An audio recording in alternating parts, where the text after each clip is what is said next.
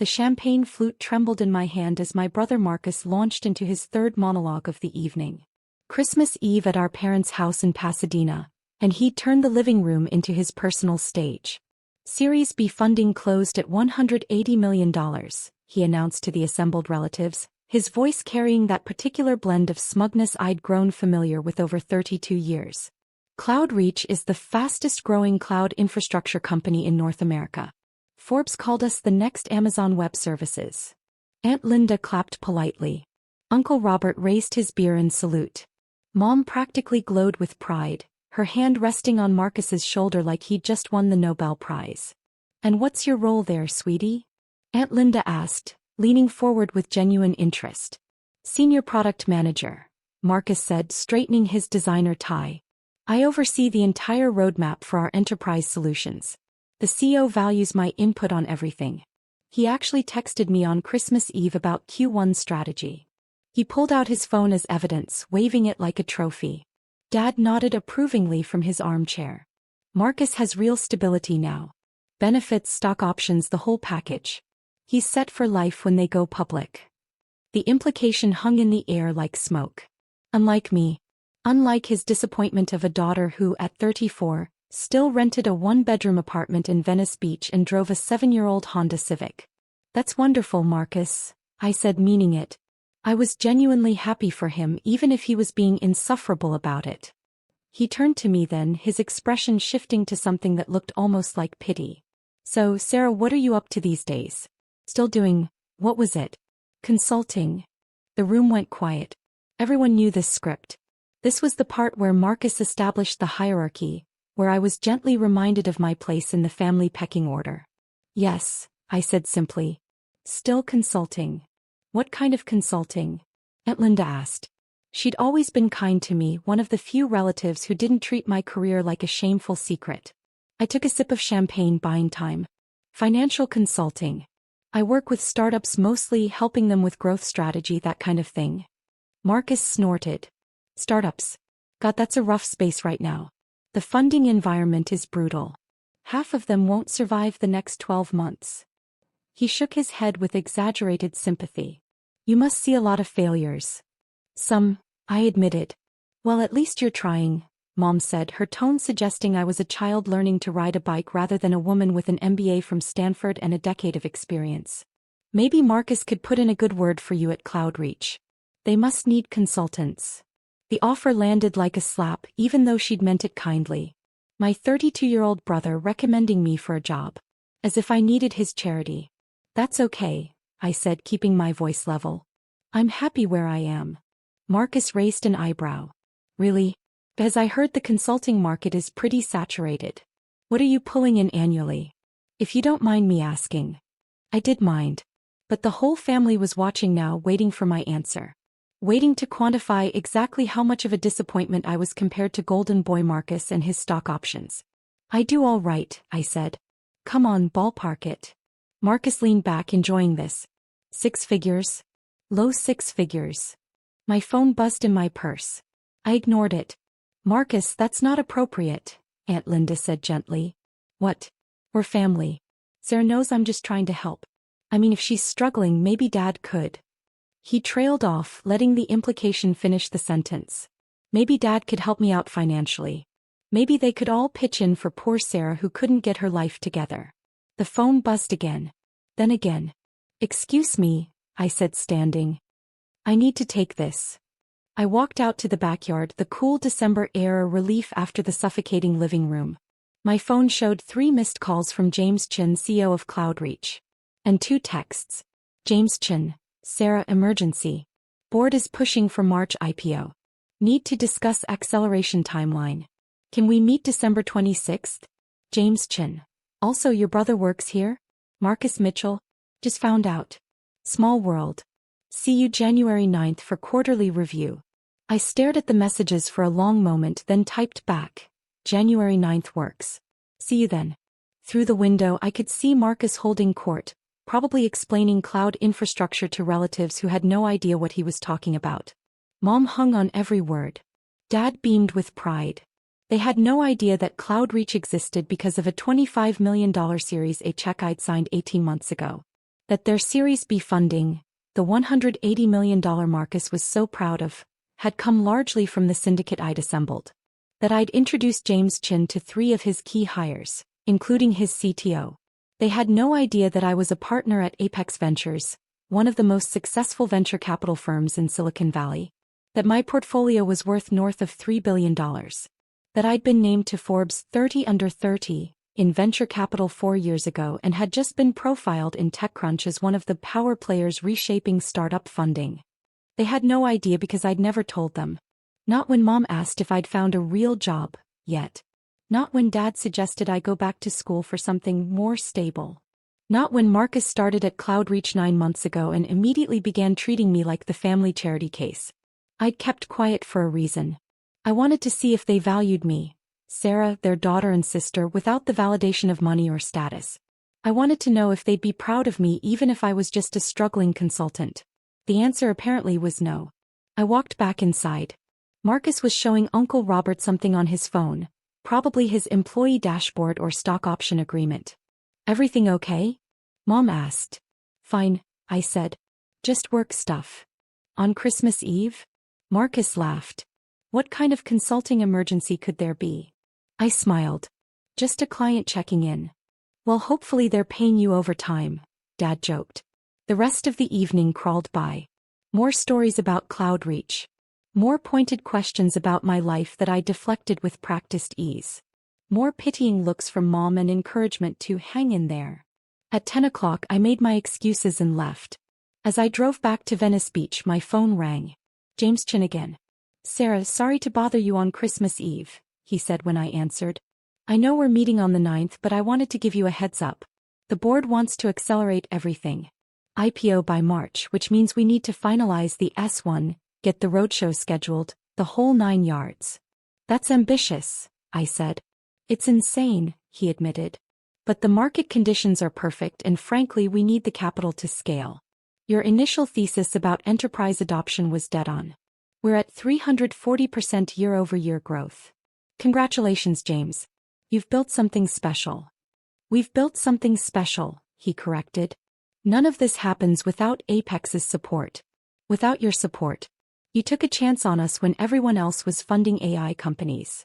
I smiled in the darkness of my car. "I liked your vision. Still do. The team is excited to meet you properly on the 9th. I know we've done most of our check-ins remotely, but having you come to the office will be huge for morale. Also, funny story, I just found out your brother works here." My stomach tightened. "Yeah, small world. Marcus Mitchell, right? Senior PM on the enterprise team. Good guy, sharp thinker. Does he know you're with Apex?" "We don't really talk about work," I said carefully. "Well, he's about to find out. I'm doing an all-hands before our meeting to announce your visit. We're trying to build more transparency around our investors, show the team who's backing us. Is that okay?" I thought about Marcus's face earlier that evening. The casual condescension. The pity. Mom's suggestion that he could get me a job.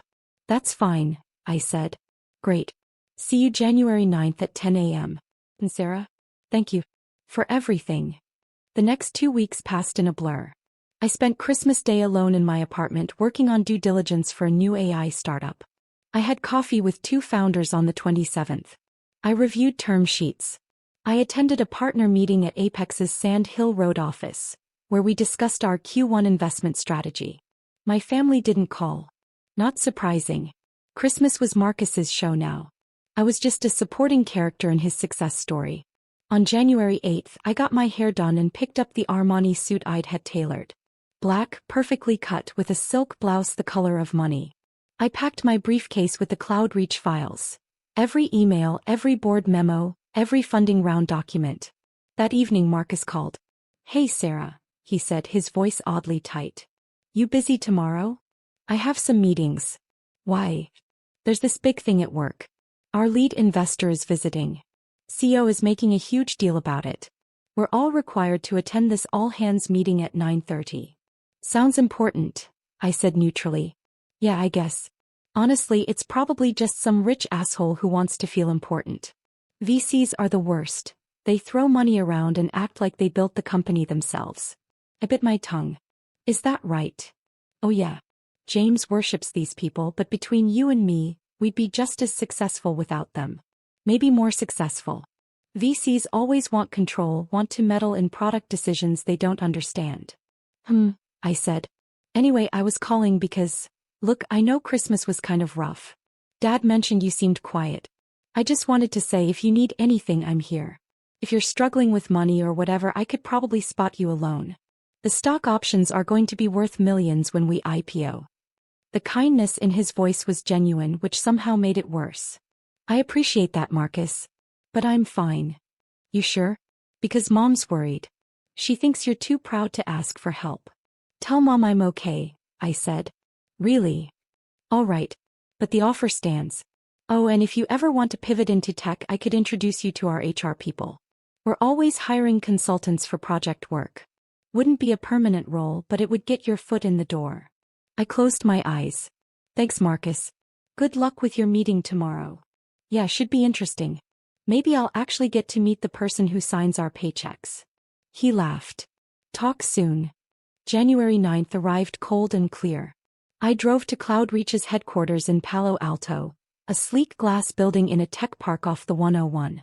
The parking lot was full of Teslas and BMWs, startup money on display. I sat in my car for a moment, checking my reflection in the mirror. The woman looking back at me was polished, professional, powerful. Not the struggling consultant my family pitied. Not the disappointment they'd written off. Sarah Mitchell, partner at Apex Ventures. Early-stage investor in 17 companies. Board member at 5. Net worth north of 40 million, mostly in carried interest and portfolio equity. I grabbed my briefcase and walked inside. The receptionist smiled brightly. Good morning. How can I help you? Sarah Mitchell from Apex Ventures. I have a 10 o'clock with James Chin. Her eyes widened slightly. Of course, Ms. Mitchell. Mr. Chin mentioned you'd be arriving. He's just finishing the all-hands meeting now. Would you like to wait in the conference room, or would you prefer to join them? I checked my watch. 9:45. I'll join them. Wonderful. The meeting is in the main hall, second floor. I'll escort you. We took the elevator up. Through the glass walls I could see the open-plan office, standing desks, collaboration spaces, the casual chaos of a growing startup. Young people in hoodies and expensive sneakers, the uniform of tech success. The receptionist led me to double doors. Inside I could hear James's voice over a microphone. And that's why transparency around our cap table matters. You all deserve to know who believes in this company, who's backing our vision. So before we dive into Q1 goals, I want to introduce someone very special. The receptionist opened the door quietly. The room was packed, at least 200 people, standing room only. James stood on a small stage at the front, a presentation screen behind him showing the CloudReach logo. Our lead investor joined us at Series A when we were just 15 people in a WeWork, James continued. When other VCs said cloud infrastructure was too crowded, too competitive, one firm saw our potential. Apex Ventures led our Series A with 25 million. They assembled our Series B syndicate. And they've been our strongest advisor through every pivot, every challenge, every victory. I scanned the crowd looking for Marcus. Found him standing near the left side, arms crossed, looking mildly bored. The partner who championed CloudReach has one of the best track records in venture capital, James said. Portfolio companies worth over $3 billion in aggregate. Board member at companies you all use every day. And more importantly, someone who genuinely believes in what we're building here. Marcus shifted his weight, checking his phone. Probably texting Mom about how boring this was. So please join me in welcoming Sarah Mitchell from Apex Ventures. I walked down the center aisle. The room erupted in applause. Polite, professional, the sound of 200 people doing what they're told. But I watched faces turn, watched the recognition ripple through the crowd. Watched Marcus's head snap up. Our eyes met across the room. I saw the confusion first.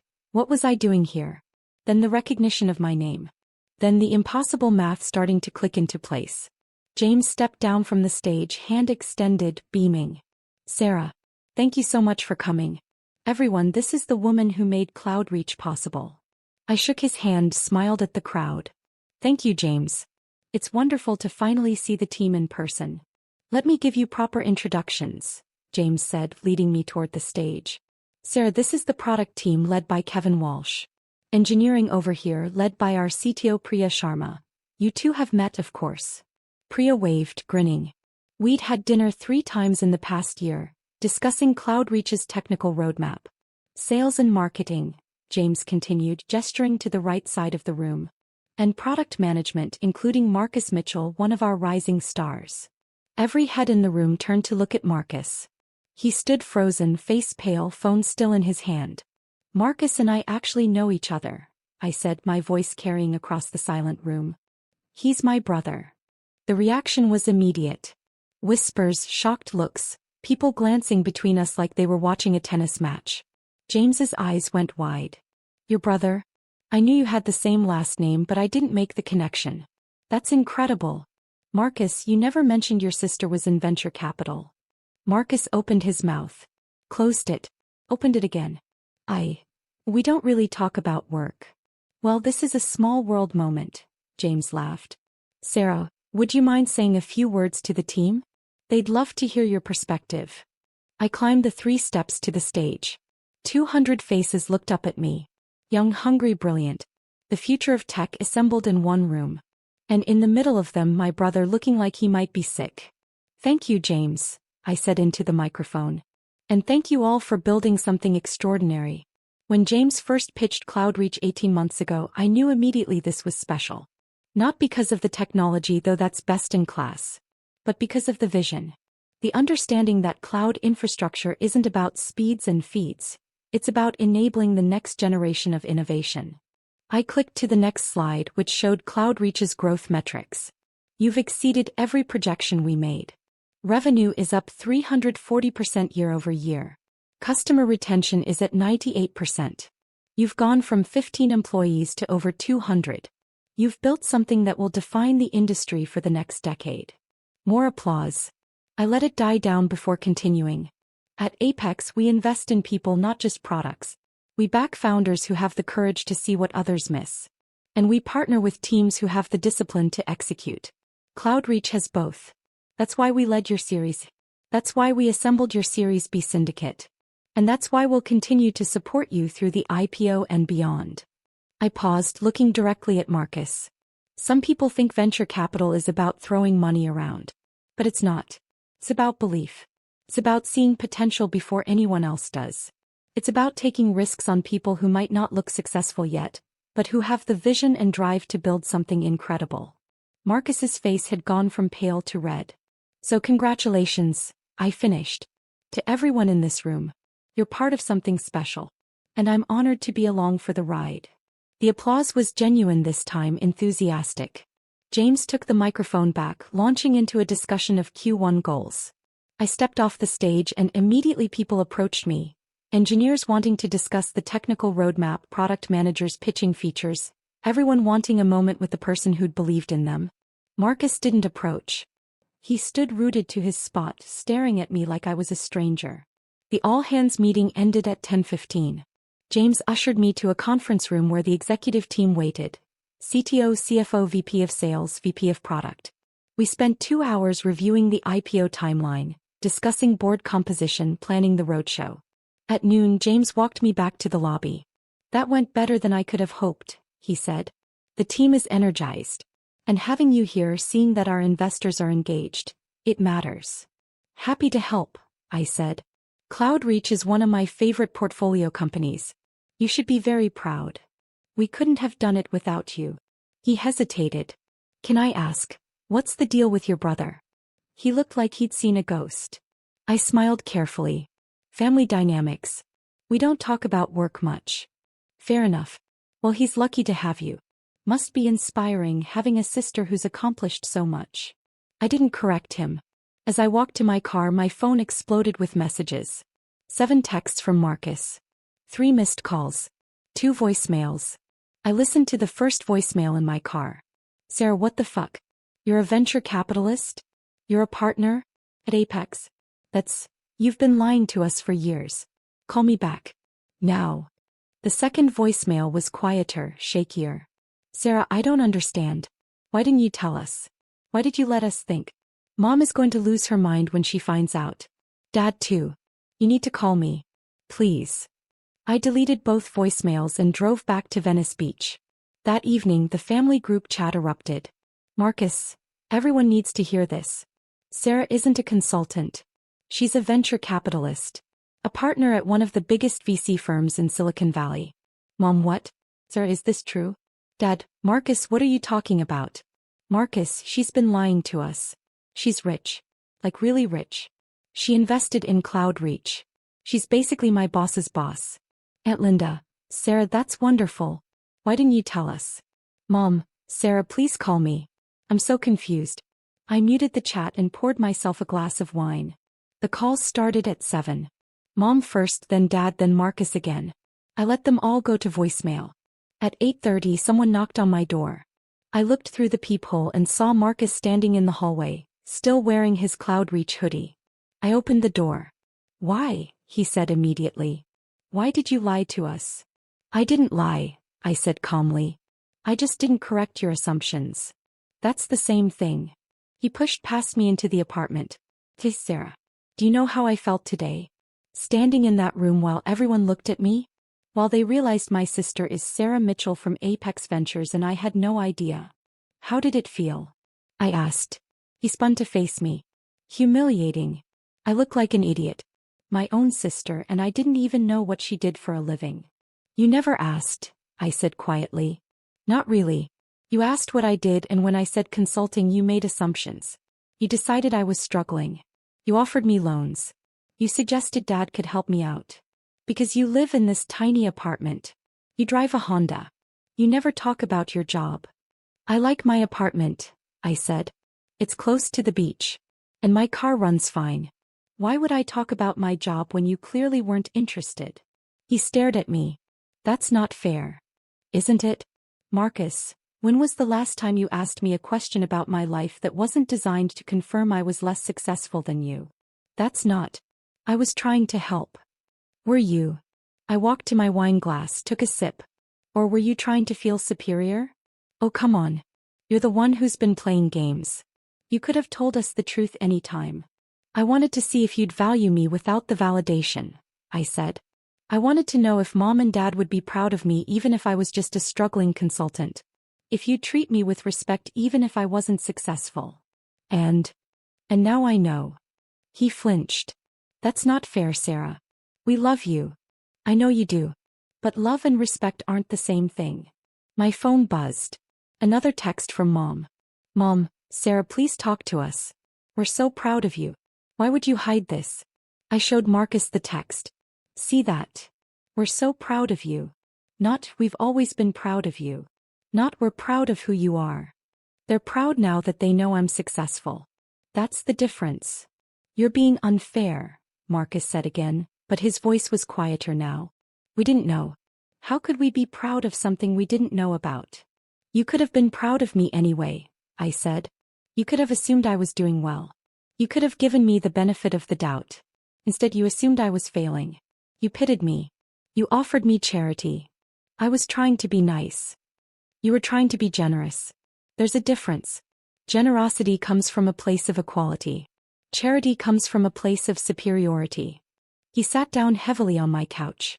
I didn't mean it like that. I know, I said, and I meant it. But it still hurt. We sat in silence for a long moment.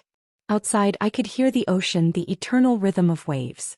Mom wants to have dinner, Marcus said finally. This weekend. She wants to celebrate your success. My success, I repeated. Not me. My success. Sarah. I'll think about it, I said. He stood looking lost. I'm sorry. For what it's worth. I didn't realize. I should have asked more questions. I should have been a better brother. Yeah, I said. You should have. He left without another word. The calls continued for the next 3 days. Mom crying, saying she was so proud, asking why I'd hidden this from them. Dad gruff, saying he'd always known I'd make something of myself, even though we both knew that was a lie. Aunt Linda genuinely happy, asking if we could have coffee. I called her back. We met at a cafe in Santa Monica. You look good, she said, hugging me. Powerful. I feel tired, I admitted. I bet. She ordered us both coffee. For what it's worth, I always suspected you were doing better than you let on. You had that look. What look? The look of someone who has nothing to prove. Your brother has always been desperate to impress everyone. You never were. That told me everything I needed to know. I smiled. You're the only one who noticed. Your parents love you, she said gently. But they're not very perceptive. They see what they expect to see. Marcus was always the golden child. Confident, loud, obvious. You were quieter. They mistook that for weakness. I'm not weak, I said. I know, honey. But they're going to feel terrible when they realize what they missed. What they assumed. You need to be ready for that. I don't know if I want to forgive them, I said quietly. You don't have to. Not yet. Maybe not ever. But eventually, you'll need to decide what kind of relationship you want with them going forward. Whether their ignorance is forgivable or not. I thought about that over the next week. I went to work, reviewed term sheets, met with founders. CloudReach announced their IPO filing on January 15th. The initial valuation was set at $2.8 billion. My Series A shares were worth $180 million on paper. My carried interest from Apex would be substantial. Marcus texted me when the news broke. Marcus, congratulations. You made a great investment. Me, thank you. You should be proud. You helped build this.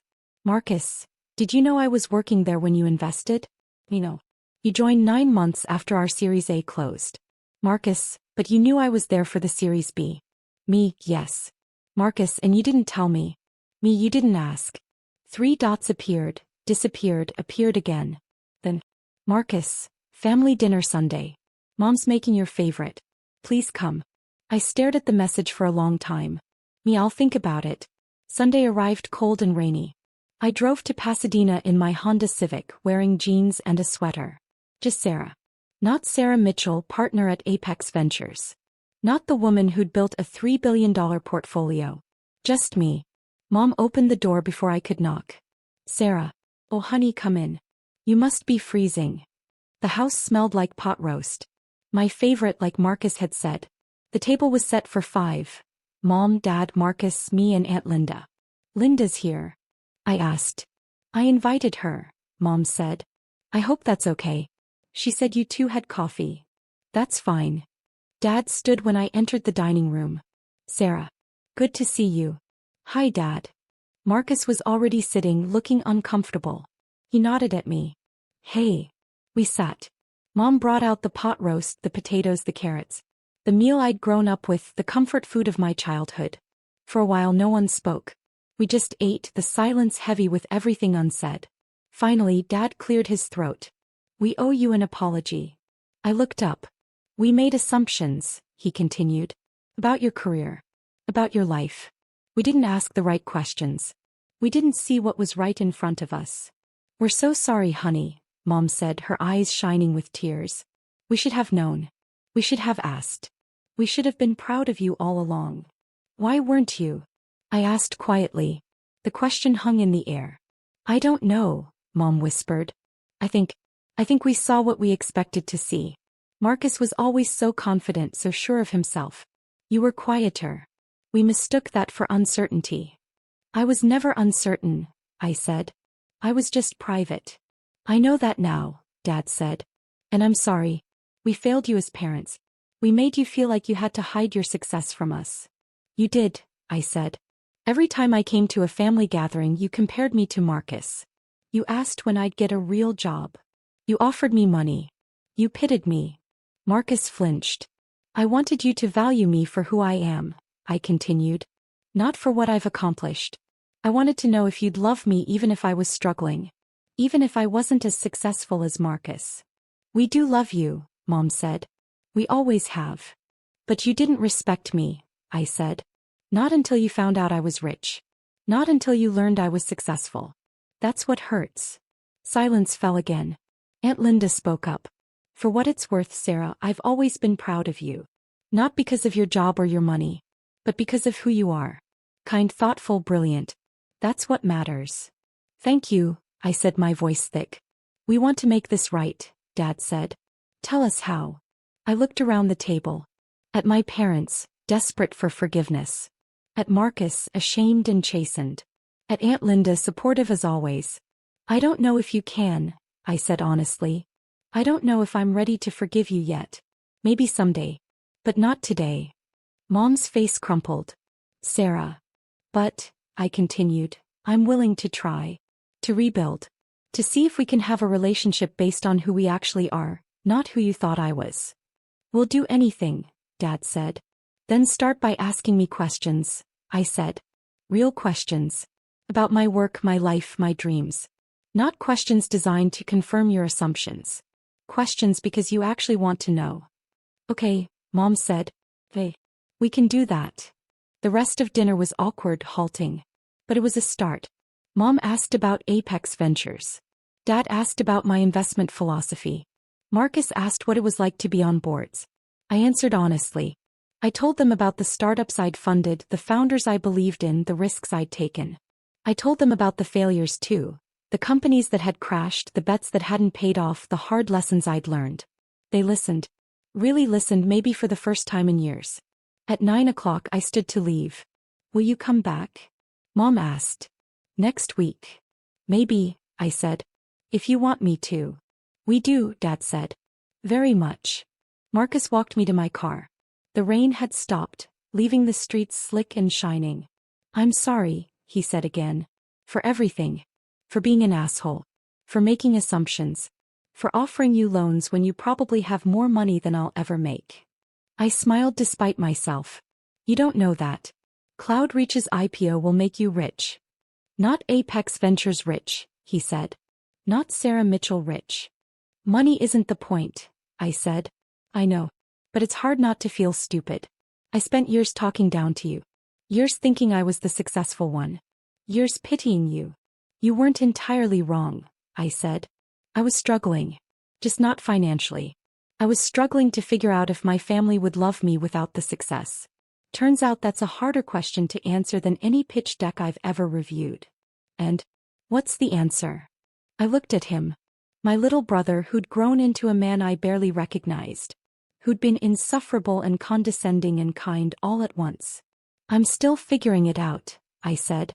I drove home through the empty streets, the city lights reflecting off wet pavement. My phone buzzed with a text from James Chen.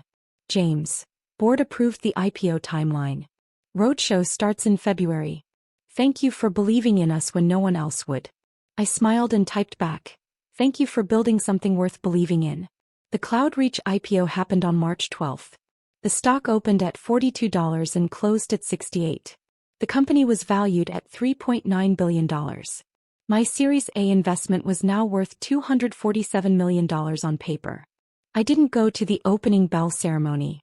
I watched from my office at Apex, surrounded by my partners, celebrating another successful exit.